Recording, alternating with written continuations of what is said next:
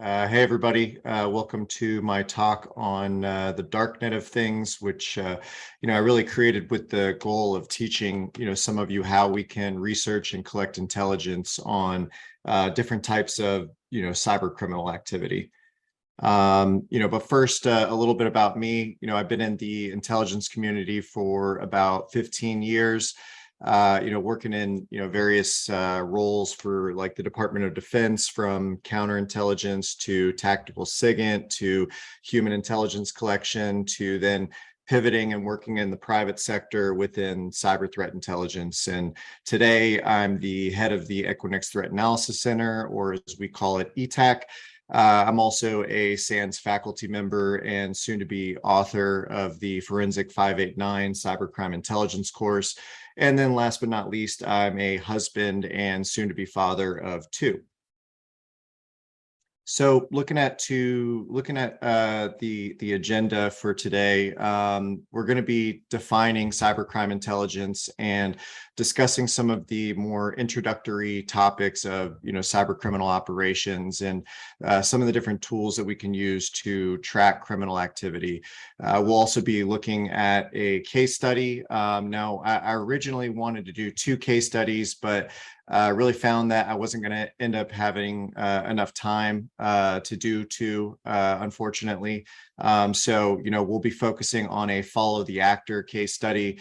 But, for those of you who are interested in the follow the money case study, I've left those slides in the PDF version that you can download through SANS. And that should hopefully give us enough time at the end for Q&A.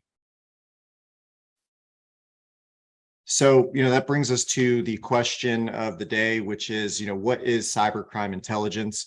This is a subset of cyber threat intelligence. And, as such, it's going to have kind of a similar sounding definition, except cybercrime intelligence is, primarily focused on collecting and analyzing activity on cyber criminals. We can do this through, the use of multiple intelligence disciplines, which I'll highlight on a later slide. But this course, it looks at, some of the intelligence that's oftentimes overlooked within the cybersecurity community, which includes things like, financial operations on and off the blockchain, so financial intelligence, as well as how we can use human intelligence collection in the virtual environment. CTI has kind of traditionally looked at intrusions from the victim's perspective, where we'll be discussing, how to gain visibility into adversary infrastructure for the purpose of intelligence collection from the adversary's perspective. And really the other part of this that I think is kind of important to call out is this course is going to be focused on disruption and attribution, and how can we get to attribution, how to measure confidence in attribution, and how to work with law enforcement in building a case against a person that's actually behind the keyboards. And really the message that I want to try and get across here is that I know attribution is hard, but that doesn't mean that we shouldn't try.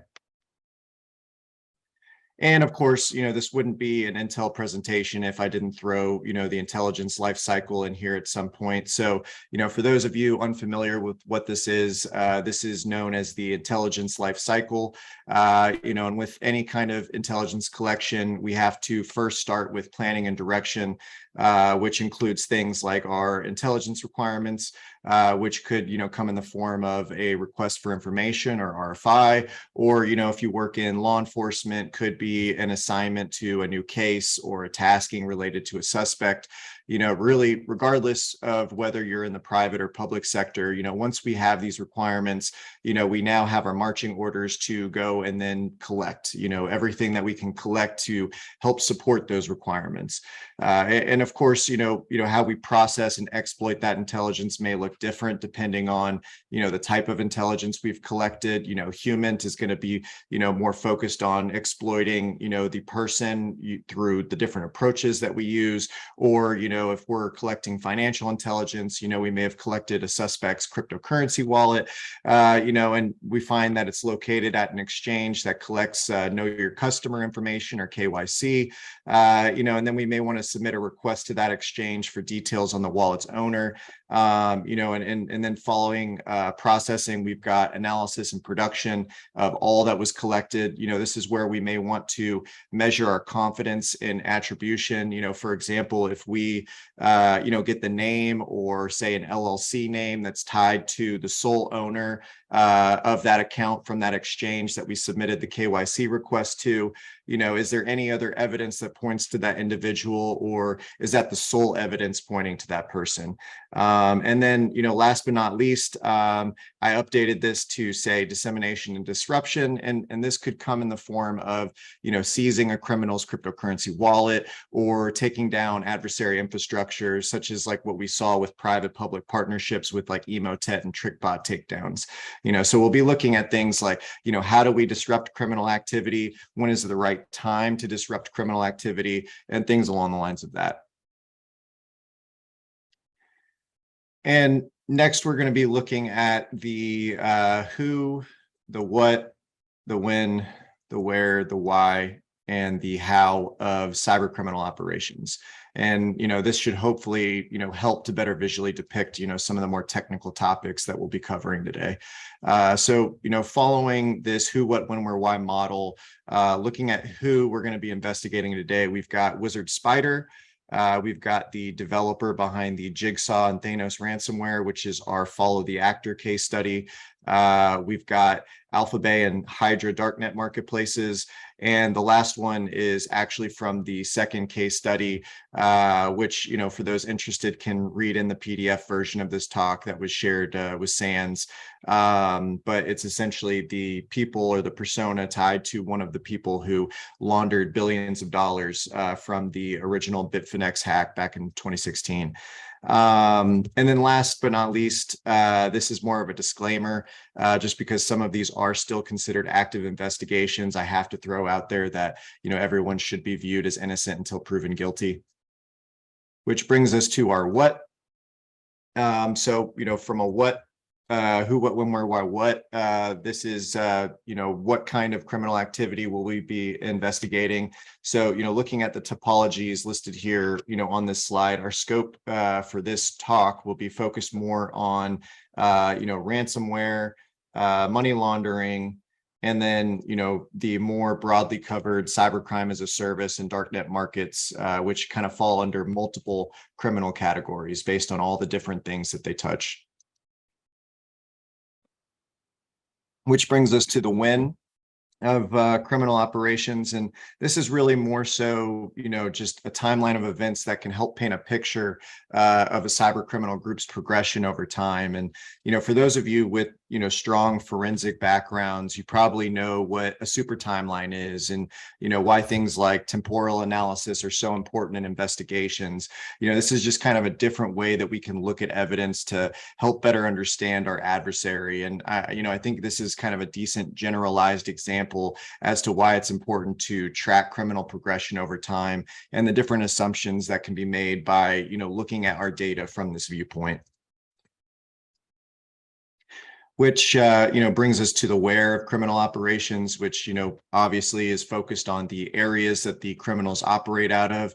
And, I included the popular, well-known Internet Iceberg image, on the left there, which is not to say that criminals only operate on different dark nets or the deep web. And really the point that I want to drive home from this slide is that, the cyber criminal underground exists on all three levels. I can spend 20 minutes on Facebook and Twitter, and I'll uncover some kind of criminal activity. It's not all done, on Tor or, other dark nets and different deep web locations. So, just because this slide includes, some of the different services and locations that are often used and abused by criminals, it really doesn't mean that this is the, sole hub of criminal operations. We see criminal activity, everywhere on the clear net, the deep web, and the dark web. Which brings us to our why. Why do cyber criminals do what they do? 9 times out of 10, these criminals are financially motivated, meaning, everything that they do is for the purpose of making money. That's really what drives their criminal activity. And as we can see here, the type of threat actors, we're primarily focused on investigating in this presentation, the financially motivated cyber criminals. However, one of the things that I want to point out, and one of the things that we look at in the cybercrime intelligence course is activity on the blockchain. Tracing cyber criminal activity on the blockchain, we start to see that these lines become very blurry, and that you see criminals directly and indirectly transacting with all of these other types of threat actors. So, just wanted to point that out. And lastly, we've got the how of cyber criminal operations. How do they do what they do? There's this kind of whole cyber criminal ecosystem that exists, and these organized criminal groups continue to get more sophisticated as that ecosystem grows, making it easier for criminals to achieve their objectives, and also lowering the barriers to entry for less sophisticated criminals. Also with technologies such as cryptocurrencies paired with things like ransomware as a service or Darknet markets, it's really just allowed criminals to find ways to scale their operations like they've never, been able to before, really to the point where we're seeing more and more billion-dollar cyber criminal operations, which I think is a perfect segue to the, okay, well, how do we keep up with all this? How can we keep up with this entire ecosystem? Well, if we just focus on these two overarching areas within the ecosystem's hierarchy, their financial operations and their criminal operations, then the rest becomes much easier to track. So how do we effectively track these two areas of criminal operations? Which brings me to, the tools that we can use to effectively combat and track, cyber criminal operations. And with a combination of, OSINT, HUMINT, financial intelligence, and then forensics and cyber threat intelligence, it becomes much easier to track criminal operations. Instead of encouraging silo mentality, let's try and break down walls and work together through things like information sharing. Or maybe we encourage more DFIR professionals to better understand the way of financial crimes investigations, and those, who perform blockchain analysis to better understand forensics and intelligence. If cyber criminals know how to do the intrusion, they know how to do the ransom, and they know how to launder Bitcoin through their exchanges that they make from each victim, then we should know how to analyze an intrusion and trace the laundered funds to the exchange to better defeat them. And since we are limited in time, the next kind of handful of slides, I'm going to just focus on two intelligence disciplines that are less discussed and taught within the cybersecurity community. And those include HUMINT, or human intelligence, and FININT, also known as financial intelligence, and really how we can use these two to better understand our criminal adversaries. So, for starters, we've got a human intelligence collection, which is obviously focused on the collection of intelligence from human sources, which can come in the form of active engagements with actual cyber criminals. We can elicit information about the adversary to learn about their TTPs, and then provide, actionable intelligence to inform the defenders to better protect from these threats, as well as, provide law enforcement evidence to support a criminal investigation. But before we can even start actively engaging, we need to look at some of the legal considerations of doing this. And obviously, there's other considerations that are going to be determined based on wherever it is that you're geolocated. But really, as a good starting point, you can reference the DOJ's documentation on legal considerations when gathering intelligence from illicit sources online. And just as like an added layer of protection, you'll probably also want to get the okay from your legal department. And I highly encourage to, keep your law enforcement partners in the loop every step of the way. And once, you're given that okay, and you've got something maybe in writing, then at that point in time, we can start looking at doing actual huminting. And, you need to do everything with OPSEC in mind, or operational security, to make sure that your sock puppet account never links back to you. So now, we're going to look at some very basic human intelligence approaches that can be used in the virtual environment. So some of the more common terms that you're probably already familiar with are things like social engineering, sock puppet accounts, and elicitations. We as intelligence collectors can use these sock puppet accounts with which is essentially our fake identities in the cyber underground, to social engineer and elicit information from criminals. But to get a little bit granular into some of the different approaches that we can take to do this, we've got things like, the direct approach. This can be as simple as asking a criminal what their Bitcoin address. What is your Bitcoin address? The objective of the collector was to get the Bitcoin address, and so you directly ask the source for this information. There was no deception or manipulation used. It was just, right to the point and direct. Then we've got our first two deceptive approaches, which is, like the we know all approach and the we know nothing approach. The we know all approach is kind of, about making your criminal source think that you already know the intricate details of something, so they feel more comfortable talking about and revealing those details to you. You essentially just give them a little bit to make them think that you already know the information that they're providing.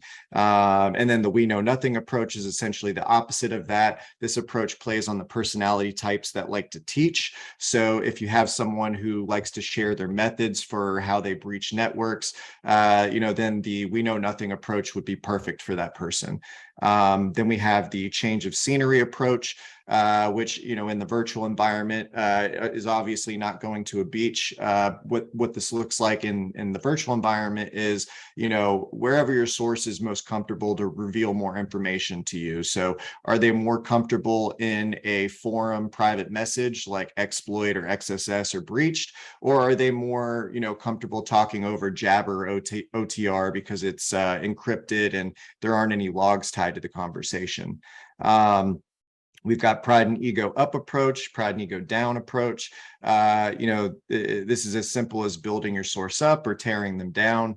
Your source's personality will really determine which of these is best. In most cases, it'll be a P and E up. However, sometimes if you tear them down, it can make them want to reveal more information to want to try and impress you. We've got the mirroring approach, which, helps make the source see you as someone who is, just like them, essentially. The emotional hate and emotional love approaches.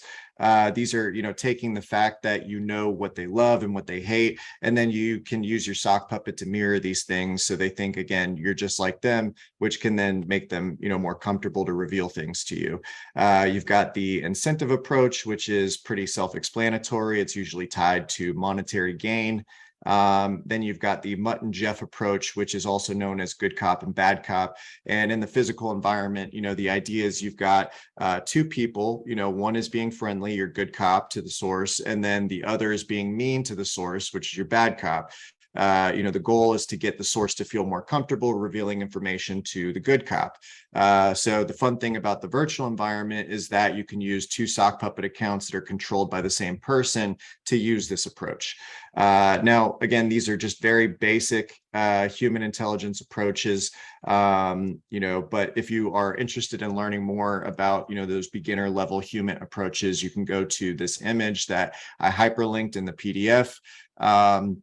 Also, just note that our course that we're going to be teaching is going to be covering some of the more advanced techniques. Obviously, we'll touch on the beginner level ones, but we're going to be touching on advanced ones as well. But, really one of the biggest takeaways from the slide is that, we have to understand that, each person is different. And with that, not every approach is going to fit for that person that you're talking to. You have to understand who your source is, that you're trying to elicit information from, and gauge the timing based on how the conversation's going to then use a particular approach at a particular time. Which, brings us to financial intelligence. So this is just a a very simple way of showing, how criminals try to obfuscate their source of funds before cashing out on the blockchain. So, in our first example, we've got crypto mixers. different crypto mixing services, which, mixing is also known as tumbling. It's a way for criminals to mix their funds with clean funds from other people, making the illicit transactions harder to trace back to the specific owners and accounts. And a reason why a criminal might use, a service such as, a crypto mixing service leads me to the next example, such as Darknet marketplaces. If you don't know how a Darknet marketplace works, you've got a buyer who, wants to buy something. So they fund their account with cryptocurrencies like Bitcoin. The buyer then, buys something that they want from the market. It could be drugs or a database of credentials or whatever. The funds are then held in escrow until the buyers confirm that they received their goods. Then the money in escrow is transferred to your vendor. And depending on the marketplace, there could be a built-in mixing service, or, the vendor may want to use like another mixing service to help obfuscate their funds. So the vendor would send their Bitcoin to a crypto mixer, such as like Wasabi, or, one that was, in the news recently, I think it was last week, is the sanctioned Tornado Cash mixer. But then, all of that to say, the funds are pooled together, mixed together, and then sent back to the vendor, so that the vendor can get to that, end goal of sending the funds, that are not linked to crime to the exchange, and then cashing out their funds. So one of the things that we can take away as far as like, at a high level from a financial intelligence perspective, looking at things like blockchain analytics, is, we can take away that like we know that the two most popular marketplaces from volume standpoint, money coming in, money going out, of all time, were Alpha Bay Market and Hydra Market. We also know, at this point in time, the two most popular mixing services used by criminals happen to be Wasabi and Chip Mixer. And the most popular among ransomware groups is by far Wasabi. And we're able to kind of make these observations based off of, again, what we see on the blockchain.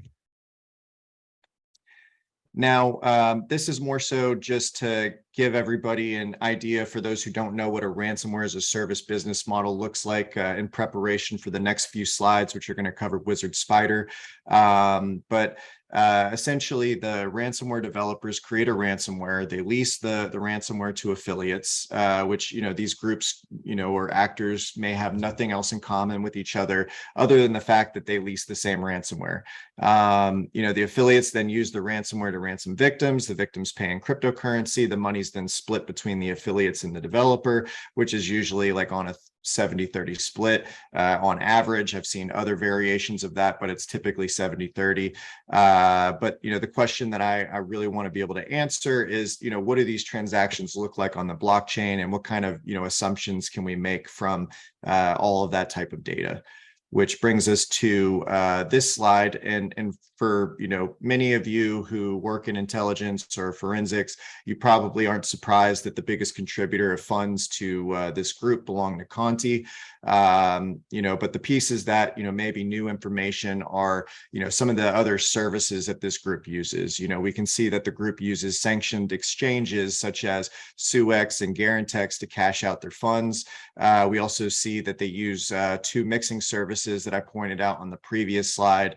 And then we also see that the two ransomware strains that this group received the most total volume from in funds is Conti and Ryuk. And, for those of you who are familiar with this criminal group, you're probably not surprised by the Conti and Ryuk connection, but you probably are a little bit surprised about the BitPaymer connection.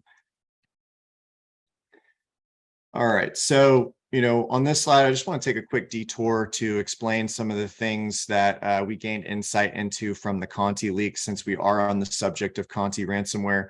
If you don't know what the Conti leaks are, this slide will kind of give you a crash course on what happened. So, for starters, Conti, they used a data extortion site known as Conti News to leak victims' data as a way to add additional pressure for their victims to pay. Following Russia's invasion invasion into Ukraine, members of Conti decided to make a statement on the Conti News site that claimed that they would retaliate against the West if there was any targeting of Russia in cyberspace. So what this led to was a pro-Ukraine Conti member who kind of went rogue and started leaking sensitive data from Conti servers, such as chat logs and details of who members are of Conti in real life. As you can see right here, they doxed an individual named Sergey, which taking all of this information and pivoting off of it, you get to what this person or who this person is in real life. You take their email address, their name, and you search in a bunch of other accounts, you're able to identify who this person is. Another thing that we learned from Conti leaks are, the organizational hierarchy of the criminal group. We learned, it was kind of being operated similar to how many, Fortune 500 enterprises operate out, in most cases. We also learned that, at the head of all of this is the threat actor who goes by the name Stern, or the pseudonym Stern. And what we can see, sort of on the next slide is some of those connections that we can make between these three ransomware strains on the blockchain. So, on the left, we can see that the Ryuk ransomware extortion cryptocurrency addresses submitted funds to a cryptocurrency address owned by Stern. And all of these Conti ransomware addresses on the right also sent funds to the same cryptocurrency address that was controlled by Stern. We also can see Stern sending funds to an address that was attributed to Mango, which is another member of the Conti ransomware group that was revealed in the Conti leaks. Also, what we can see here is we see a Conti ransomware address sending funds to multiple cryptocurrency addresses that are attributed to CRIMINT ransomware, which is, for those of you familiar with CRIMINT, is likely the successor of Conti based on timing and many other connections. We can also see here, vice versa, we see CRIMINT ransomware address sending funds to a Conti attributed address. But really, one of the things that I just wanted people to take away from the last couple slides is just to show that we can make very similar connections through visibility into criminals' financial operations as we can through things like intrusion analysis and tracking criminal operations in the cyber underground. And really, it provides a more in-depth look at the why and the how of criminal operations. And we've got more visibility into the criminal ecosystem through this lens and the infrastructure that they use that we can really tailor to a particular group or a particular marketplace, so long as we have those cryptocurrency addresses that are attributed to that activity. And that brings us to our follow the actor case study. So as a starting point, we need to essentially look for attributable indicators and behaviors such as personas and email addresses, or, the behaviors like stellometry findings, which, for those unfamiliar with stellometry, that's looking at the patterns and how that person talks. All of this, collection with the goal of leading us to who a suspect is in real life that controls those accounts.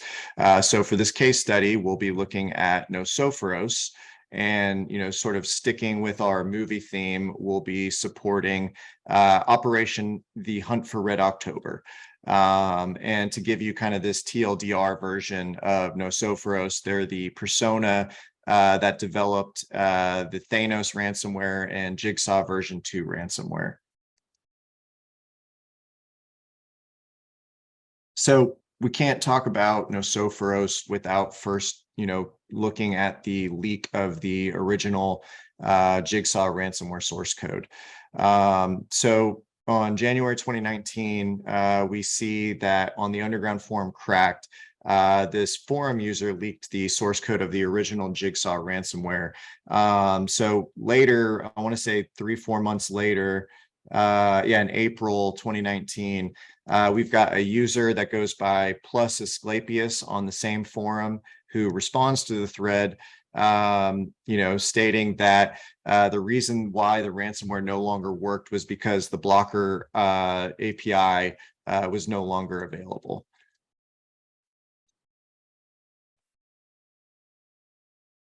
Now, about 2 weeks later, on a separate criminal forum known as Hack Forums, there was a post created by a Nosophoros that advertised the Jigsaw ransomware version 2, and they also give away their email address, which is a Gmail address that GSMbox updates at Gmail.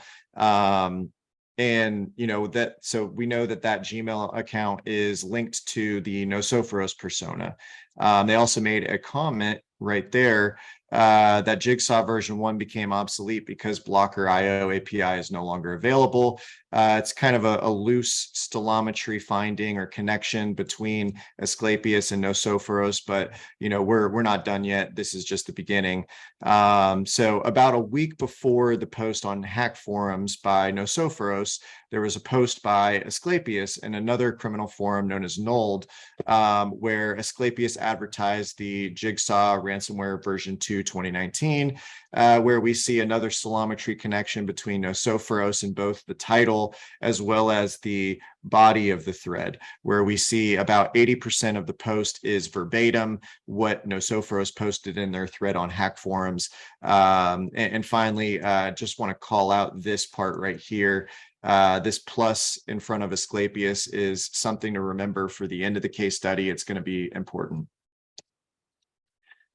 And, I know things are looking a little bit all over the place. We've got kind of lines across all of these slides, but I promise if you just stick with me to the end, this is going to make sense fairly soon. So, in a later post in July 2019, we see Asclepius post on Nold Forum where they advertise a private banking Trojan source code. But, we also see that in this post, they reveal their Shopee page. They reveal a WhatsApp, a Telegram, and the Telegram and the WhatsApp have the same phone number, but then they also reveal a PayPal and a Gmail account. And that Gmail account looks very familiar. So, taking a step back and kind of looking at everything that we've collected so far, let's just kind of put it all right there on the board. We can see that, we've got Asclepius is connected to Nosophoros through the GSMbox updates at gmail.com. The other interesting connection is, if you look it up, Asclepius is the Greek god of medicine, and Nosophoros means disease-bearing in Greek. So there's some kind of a medical reference connection between these personas as well.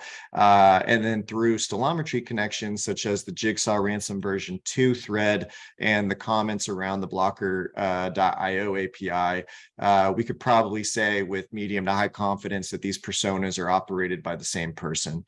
And this is, down here is actually just something around this same time. There was a German cybersecurity firm that posted on Twitter that, they found a name in the Jigsaw ransomware file path. So that's, an interesting finding at this time, but we'll just take note of that and remember that in a later slide. So looking at some Nosophoros posts on Hack Forums that were, posted around the same time, we can see that from a tooling preference perspective that Nosophoros loves Quasar Rat. They also mention some of the ones that they don't like, but really harp on the fact that they love Quasar. We also can see that they like to sign BR period at the end of a lot of their posts, which is, kind of a new stellometry finding. Also, we know from May 2019 to early November 2019 that Nosophoros went dark and didn't post anything on any forums. But around that same time, in comes Silvercryptor, who advertised their cryptor on Hack Forums, who just so happens to love Quasar Rat. They also reveal their Jabber ID, which includes the name Nosophoros, and then they also sign at the end of their posts with a BR period. Also in that same Silvercryptor thread, they post examples of their product, the cryptor, working and how it works, and include, another Nosophoros Jabber ID, and then also an Asclepius Jabber ID, which, just adds additional confirmation that these personas are all linked. Also around the same time, we see Asclepius posting on Nold forum. They were advertising a private ransomware builder, which we later find out is Thanos. And in that thread, they list out the same Shopee page, Discord server, and Jabber ID that Silvercrypter shared in their thread on Hack Forums, which connects Asclepius and Silvercrypter together. Also, just to add, one of the earlier personas also tied to these actors or personas is Nebuchadnezzar, and Nebuchadnezzar is they essentially link themselves to these other personas through virtual humans engagements, where Nebuchadnezzar stated that they were no Sophros, and then the connection between Silvercrypter and Asclepius is through stellometry findings. So similar signing like BR period, and very similar titles and how they use brackets and things like that. Also, when we get into the Discord server, we can see that there's a new persona that goes by the name Thanatos, which is another Greek reference. And this is the private Discord that Asclepius advertised and Silvercrypter advertised, but was really used for the purpose of helping customers of the Thanos ransomware builder. And as you can see here, Thanatos just so happens to use the exact same profile photo as Asclepius. So, it's been a while, and, Nosophoros has been dark for a while. So, we're looking at mid-November 2019, and Nosophoros is back. They're applying to the underground forum CryptBB and post an introduction thread to see if they'll be accepted into the forum. When asked about what products they're planning on offering, they say that they'll be offering a private crypter, which is, probably a reference to Silvercrypter. And they also mention a private ransomware builder, which is likely the Thanos ransomware builder. When asked about their skills, they list that they use a bunch of languages for programming malware that all kind of sound familiar, in that these are all languages that Asclepius and some of the other personas we've tracked use for the malware that they create and advertise. This other part here, have you sold your product on any other market? Nosophoros says that they've sold their product on Nold forum and on their private Discord server, which is interesting because Nosophoros isn't on Nold, and they don't have a private Discord server, but Thanatos does, and Asclepius is on Nold. And then lastly, this will be more important towards the end. The thing that I just want you to remember here is that that Nosophoros mentions that they've got good training and cracking, but they don't really do it as much anymore.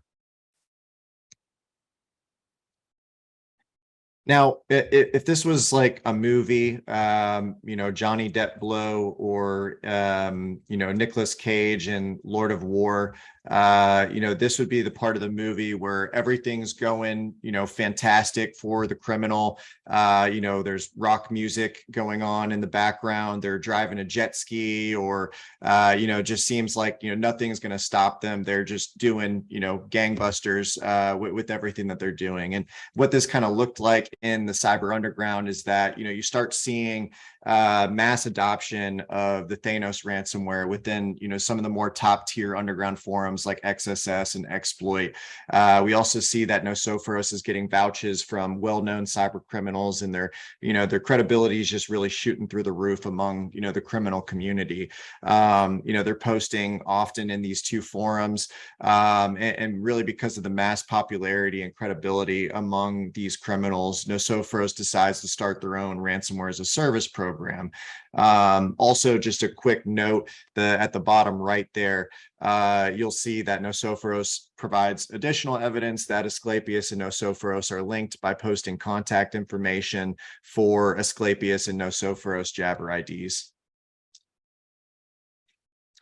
Also, around the same time, again, touching on that, movie reference, we see this sort of explosion of adoption of Thanos ransomware with different nation state APT groups using Thanos in their campaigns to different spin-off variants of Thanos, like the Hackbit ransomware. So, it's kind of time to take things a bit more seriously and try and drill down on everything that we've collected so far on this actor. And maybe we can try, mapping it to the diamond model just for fun. So, on the adversary side, we've got, all these personas that we've linked so far. On the capability side, we've got all the different tools that, they've either developed or, the tools that they prefer to use. And then over on the infrastructure side, which I think is the most important side from an attribution standpoint, we have things like their PayPal and Shopee details. We've got some Bitcoin and Monero cryptocurrency addresses tied to these personas. We've got WhatsApp and Telegram accounts linked to the same phone number. We've got Jabber IDs. We've got a Discord server, Proton Mail, Gmail addresses. As well as all the different, criminal forums that they operate out of. And then lastly, on the victim side, we've got just some regions that have been impacted by Thanos and Jigsaw ransomware. So, now we've got all that information that we've collected. Let's kind of do a deep dive into, what evidence is the most important. We've gone down enough rabbit holes. Let's try and find evidence that is going to lead us to the person behind the keyboard. So if you remember, and that shouldn't say 2016, it should say 2019. But there's an Asclepius advertisement for a private banking Trojan on the Nold forum, which gave us, those Shopee details, the GSM box updates, Gmail, and a PayPal account. Now, we later find out that this Shopee page was registered with that same Gmail, and that email address is tied to that PayPal. Okay, cool. Not surprising. But we also find out that the PayPal was registered to a Moises Zagala. And that gives us a second Gmail, and it gives us a Venezuelan physical address and a telephone number. And as you can see, the second Gmail account is moisesagala@gmail.com, which that phone number is actually the same phone number that was used by those WhatsApp and Telegram accounts that are linked to the personas that we're investigating. And then also, just for fun, if you remember from the German cybersecurity company post on Twitter, they revealed a Jigsaw ransomware file path that included the name Moises. Interesting connection, which leads us to our question. Okay, well, who is Moises Zagala? Now, I think the biggest OPSEC mistake that this person ever made was back in 2016, when they basically doxed themselves, stating that they, Moises Zagala, are Asclepius. And as you can see, there's even a picture of Moises with the Venezuelan flag next to them. And, they say that they've been participating in the High Cracking University, which was, a popular hacking collective back in the 90s that was created by this guy named Old Red Cracker, or ORC for short, where, this group would share different reverse engineering and cracking questions to its members to try to solve. And if you remember from Nosophoros's application on CryptBB, they said that they had, good training in cracking, but they don't really do it as often anymore. Interesting, because this group or the HCU has been around since the 90s, so that kind of fits. It provides kind of additional confirmation based on our suspect's profile that they are Asclepius and Nosophoros. Also, if you remember from that original Jigsaw ransomware source code leak, that Asclepius used the plus Asclepius instead of just Asclepius in their name. That plus kind of symbolizes that Asclepius was part of the High Cracking University, or HCU, because HCU used it as like a symbol that a user had solved one of those HCU riddles or questions. Also, we see Moises calls out that they have shared many posts on those three forums in the bottom left, under the persona plus Asclepius, which we can see on this next slide. So, looking at those old forums, we find a lot of evidence of Asclepius making kind of similar posts and contributions that date back to 1999, that share, similarities in, connections and different stelometry findings that are connected to Nosophros's persona. Not directly linked to Nosophoros, but just more evidence that ties those personas together. We can also see other contributions to HCU, looking at old chat logs and lots of talk about ORC and who is ORC. But we're not here to hunt for the old red cracker. We're here to hunt for the person behind Nosophoros and Asclepius and the Thanos ransomware, which it's starting to look more and more like this Moises Zagala is our prime suspect. So if we dive even deeper into some of the personal evidence that was collected and tied to Moises, like his personal Gmail account, we find that he sent an email to himself that included a text message exchange on WhatsApp with someone about the Jigsaw ransomware program. Okay, that's interesting. We can also see in a later email that Moises sent an email to the GS Inbox Updates Gmail with the subject banking information and password dump report, where he included two attachments, with one being a file with a file path that linked to, Moises to a Nosophoros Monero cryptocurrency wallet. And then the second attachment, which includes that phone number that ties Moises Zagala to those WhatsApp and Telegram accounts. And then the last email, which is really just funny how damning that evidence is right there, is one where Moises received an email to his personal Gmail account with the subject Thanos license, where they say, hi, Moises, I was having an issue with my private ransomware builder license. Can you help me fix my license issue? That is just the damning evidence right there. Some of the other interesting findings from this case is the medical connections. If you look at back at the Nosophoros and Asclepius, both are Greek references to medical terms. And Moises just so happens to be a 55-year-old Venezuelan cardiologist. So, those medical references are definitely interesting. Looking at this, from an OPSEC standpoint, if you're trying to hide the fact that you're a vampire, for example, from the world, would you name yourself Dracula? Seems like he kind of should have known better.